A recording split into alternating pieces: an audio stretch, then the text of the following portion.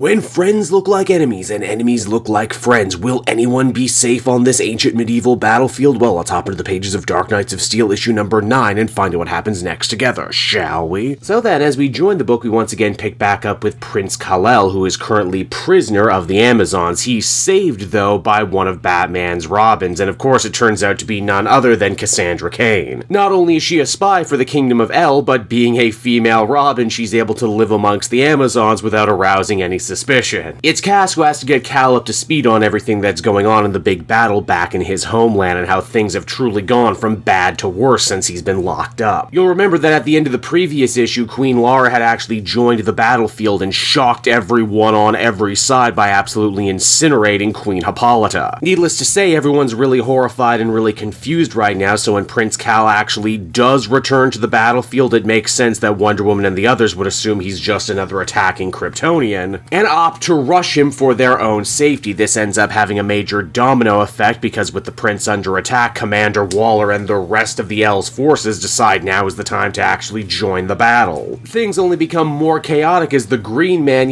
he's still hanging out around the periphery of the story, decides now would be a good time for him to jump on in and start attacking everybody. It's an absolutely bloody melee, but everyone has to stop and take note though when the bastard Prince of Bats makes his heroic return on the back of a friggin' dragon. Prince Bruce has come to exact his revenge on his former friend Prince Kal for trying to kill him a few issues back, but of course Prince Kal has no idea what Batman is talking about right now. And that's of course because, like many of the unexplained goings-on in this story, Kal wasn't actually responsible for what he did. Someone has been moving around trying to play all the different kingdoms against each other, but why and for what ultimate end, you might be wondering? Well, it's right around here in this issue we actually get our answers. You see, we see Queen Lara in the dungeon of Castle El. The Queen ends up getting absolutely blindsided by an escaping Black Canary and Green Arrow who had managed to slip their bonds at the end of the previous issue. Canary's banshee scream ends up bringing down the entire dungeon right on top of the Queen, and when the dust settles, everyone is absolutely horrified to see there's not one Queen Lara running around the battlefield, but two. Ollie, making use of a newfound flaming crossbow, fires at one of the queens, and we see her morph, change, and mutate into a white Martian. Yep, that's right everyone, the fan theories were correct. Shape-changing white Martians were actually at the center of this story. I would like to, pat myself on the back and say I called it real early, but I think if you were paying attention, it was pretty obvious that Martians or some other shape-changing force had to be involved here. I mean, it certainly fits with the whole prophecy of demons from the sky who will look like us and not be like us. They weren't talking about the Kryptonians, they were talking about the Martians. Now that's a pretty damn good twist, but believe it or not, before the comic comes to a close, there's actually another twist. You see, Alfred actually reveals that he is a green Martian. And that whole previous war that he told young Prince Bruce about surviving, he was talking about a space war, everybody. Guess that also means in this universe, Alfred and Martian Manhunter are the same character. Huh, how fun. And so that was Dark Knights of Steel issue number 9, everybody, an issue that delivered the twist that I think all of us probably saw coming, but a twist that was still really damn clever all the same. In fact, if anything, I think the confirmation of White Martian's involvement in this story actually only makes it more interesting. I kind of want to go back now and see if there were any other clues or tells that I didn't catch. Furthermore, while the White Martians masterminding and puppeteering all the different nations into fighting each other certainly seems what's going on the surface, I also wouldn't at all be shocked to discover that some of the atrocities that some of the characters we've witnessed in this story commit weren't actually White Martians, and that's going to be the big 11th hour reveal. Like, maybe Kara actually did kill Prince Jefferson in a rage and feels bad about it now. And lastly, of the cast we've been following so far, who actually is who they say they are and who was maybe a White Martian all along? I don't know for certain, but I'm definitely interested to see how it all shakes out. I would give this one another very positive 8 out of 10. Good stuff, even with the long waits in between.